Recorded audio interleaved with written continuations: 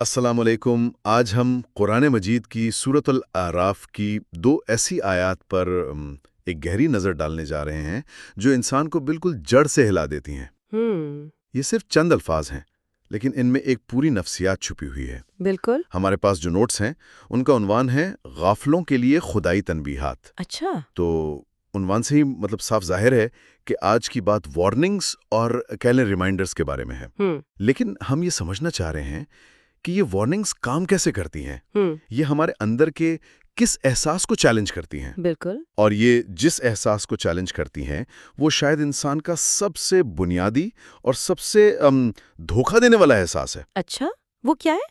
تحفظ کا احساس۔ ہوں ہم سب کو لگتا ہے کہ ہم محفوظ ہیں، خاص طور پر اپنے گھروں میں، اپنے روزمرہ کے کاموں میں۔ ہوں یہ آیات اسی جھوٹے اطمینان کی دیوار پر کہہ لیں ایک دستک دیتی ہیں۔ واہ!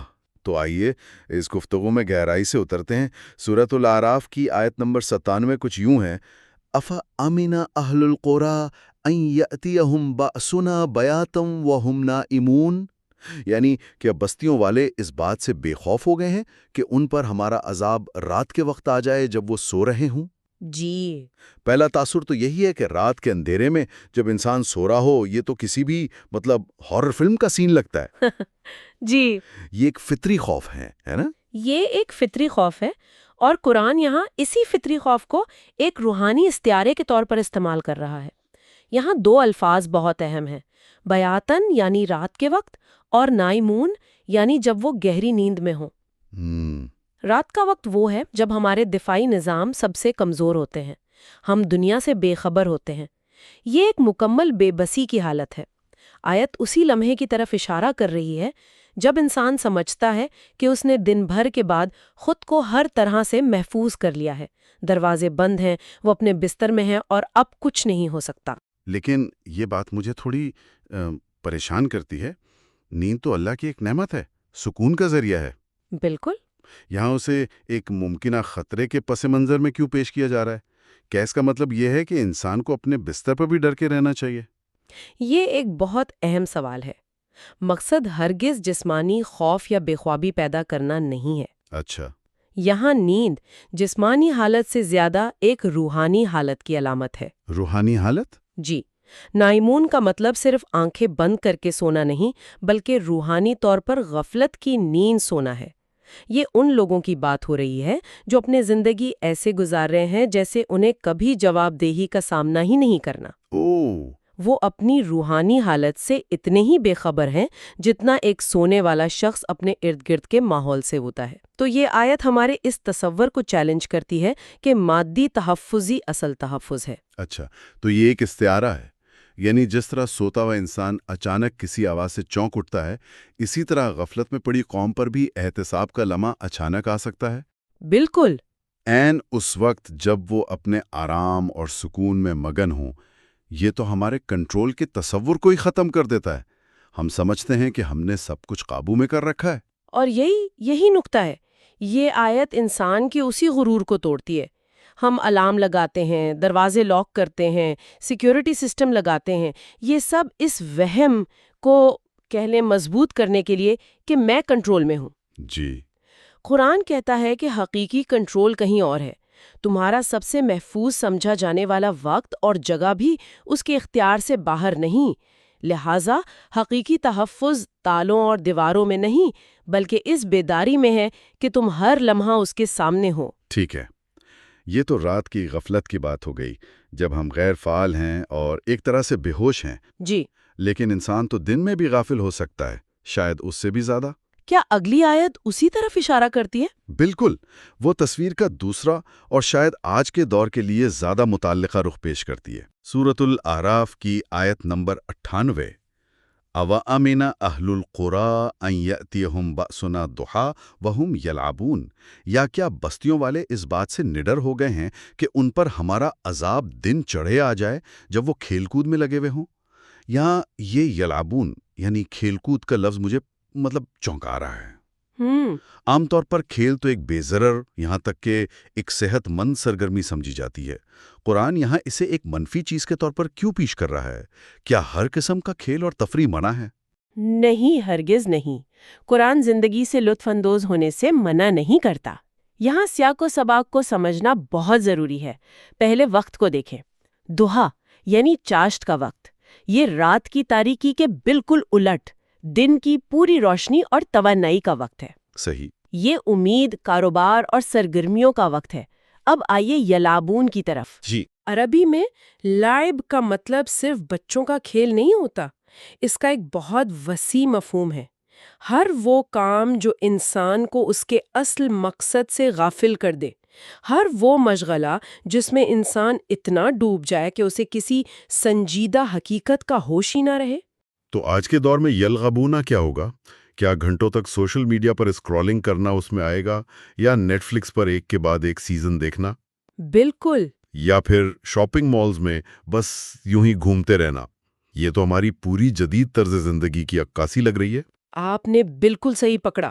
یہی وہ حالت ہے، یہ وہ مصروفیت ہے جو دراصل ہمیں ہماری زندگی کی حقیقت سے فرار کا ایک راستہ دیتی ہے۔ یہ وہ تمام خلخلشار ہیں، چاہے وہ تفریح کی شکل میں ہوں، کام کی زیادتی کی شکل میں، یا دولت جمع کرنے کی دوڑ میں، جو ہمیں یہ سوچنے کا موقع ہی نہیں دیتے کہ میں یہاں کیوں ہوں اور مجھے کہاں جانا ہے۔ تو مسئلہ کھیل میں نہیں، اس کھیل میں ڈوب کر غافل ہو جانے میں ہے۔ یہ وہ حالت ہے جب انسان کی زندگی کا مقصد ہی کھیل اور تماشا بن کر رہ جائے۔ تو اگر ہم ان دونوں آیات کو ملا کر دیکھیں تو ایک رات کی نیند کی غفلت کو نشانہ بنا رہی ہے جب ہم غیر فعال ہوتے ہیں، جی، اور دوسری دن کے جاگتے ہوئے مشاغلوں کی غفلت کو جب ہم بہت زیادہ فعال ہوتے ہیں۔ ایسا لگتا ہے کہ کوئی بھی حالت اس سے باہر نہیں۔ یہی تو ان آیات کی خوبصورتی اور جامعیت ہے۔ یہ انسان کی زندگی کے 24 گھنٹوں کا احاطہ کر لیتی ہیں۔ واہ!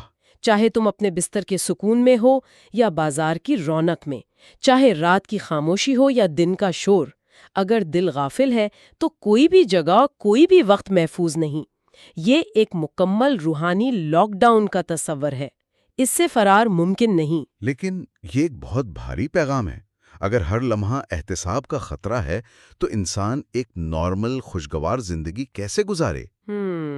کیا اس کا مقصد یہ ہے کہ انسان ہر وقت ایک انجانے خوف میں مبتلا رہے؟ یہ تو ذہنی صحت کے لیے بھی اچھا نہیں لگتا۔ نہیں، مقصد خوف پیدا کرنا نہیں، بلکہ بیداری پیدا کرنا ہے۔ اچھا۔ ان آیات کا ہدف ایک صحت مند شعور ہے، نہ کہ ایک بیمار خوف۔ قرآن ہمیں پیرانوئڈ نہیں بنانا چاہتا، بلکہ باخبر بنانا چاہتا ہے۔ یعنی کانشیس؟ جی، کانشیس۔ دیکھیں، جھوٹا تحفظ انسان کو لاپرواہ بناتا ہے، جبکہ حقیقی تحفظ ذمہ دار بناتا ہے۔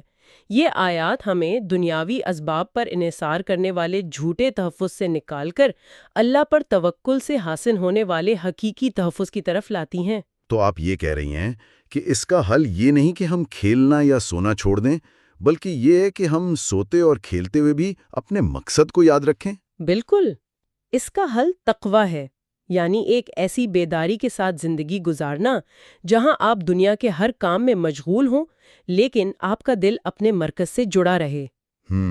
آپ رات کو اس نیت سے سوئیں کہ صبح اللہ کی عبادت کے لیے اٹھنا ہے، اور دن میں اس نیت سے کام کریں اور لطف اندوز ہوں کہ یہ سب اللہ کی نعمتیں ہیں اور ان کا حساب دینا ہے۔ جب یہ شعور پیدا ہو جاتا ہے تو پھر خوف نہیں رہتا، بلکہ ایک سکون اور اطمینان پیدا ہوتا ہے کہ میں غافل نہیں ہوں۔ تب نیند بھی عبادت بن جاتی ہے اور حلال تفریح بھی شکر گزاری۔ یہ واقعی ایک بہت گہرا نکتہ ہے۔ تو انتباہ کا مقصد مفلوج کرنا نہیں، بلکہ متحرک کرنا ہے۔ جی بالکل۔ غفلت سے بیداری کی طرف۔ یہ ہمیں یاد دلا رہا ہے کہ زندگی کوئی کھیل کا میدان نہیں، بلکہ ایک ذمہ داری ہے۔ جی ہاں، اور جو الفاظ استعمال ہوئے ہیں، نائمون اور یلعبون، وہ غفلت کی دو انتہاؤں کو ظاہر کرتے ہیں۔ دو انتہائیں؟ جی، ایک مکمل غیر فعالیت کی غفلت اور دوسری بے مقصد ہائپر ایکٹیویٹی کی غفلت۔ آج کی دنیا ان دونوں انتہاؤں میں بٹی ہوئی ہے۔ یا تو لوگ روحانی طور پر سوئے ہوئے ہیں یا پھر بے مقصد دوڑ میں لگے ہوئے ہیں۔ قرآن ان دونوں حالتوں سے نکال کر ایک با مقصد اور متوازن زندگی کی دعوت دیتا ہے۔ تو آج کی گفتگو کا خلاصہ یہ ہے کہ سورۃ الاعراف کی یہ دو آیات ہمارے تحفظ کے جھوٹے احساس کو چیلنج کرتی ہیں۔ جی، یہ ہمیں یاد دلاتی ہیں کہ حقیقی امن اور سلامتی صرف اللہ کی یاد اور اس کے احکامات کی پیروی میں ہے، اور یہ کہ ہمیں اپنی زندگی کے ہر لمحے، چاہے وہ آرام کا ہو یا کام کا، روحانی طور پر بیدار اور باخبر رہنے کی کوشش کرنی چاہیے۔ بالکل، اور میں آخر میں ایک سوچ چھوڑ کر جانا چاہوں گی جس پر مزید غور کیا جا سکتا ہے۔ جی ضرور۔ یہ بہت دلچسپ ہے کہ ان دونوں آیات میں اللہ نے کسی ایک فرد کا ذکر نہیں کیا، بلکہ اہل القرا یعنی بستیوں والوں کا ذکر کیا ہے۔ یہ تو میں نے سوچا ہی نہیں۔ اس کا مطلب ہے کہ یہ انتباہ صرف انفرادی نہیں بلکہ اجتماعی بھی ہے۔ یہ تو ایک نیا زاویہ ہے، اس کا کیا مطلب ہوا؟ اس کا مطلب یہ ہے کہ غفلت صرف ایک فرد کو ہی لاحق نہیں ہوتی، بلکہ پوری کی پوری قومیں اور معاشرے بھی اجتماعی طور پر غفلت کی نیند سو سکتے ہیں یا کھیل کود میں پڑ سکتے ہیں۔ اچھا۔ تو سوال یہ پیدا ہوتا ہے کہ ایک معاشرے کے اجتماعی طور پر سو جانے کی کیا علامات ہیں؟ شاید یہ کہ وہ انصاف، اخلاقیات اور اپنے اجتماعی مقصد جیسے اہم معاملات سے بے خبر ہو جائے۔ اور ایک معاشرے کے کھیل کود میں پڑ جانے کا کیا مطلب ہے؟ شاید یہ کہ وہ صرف معاشی ترقی، تفریح اور سطحی معاملات میں اتنا الجھ جائے کہ اپنی روحانی اور اخلاقی بنیادوں کو بھول جائے۔ واہ! ہماری آج کی دنیا میں ان اجتماعی غفلتوں کی کیا شکلیں ہیں؟ یہ ایک ایسا سوال ہے جو یہ آیات ہم سب کے سامنے رکھتی ہیں۔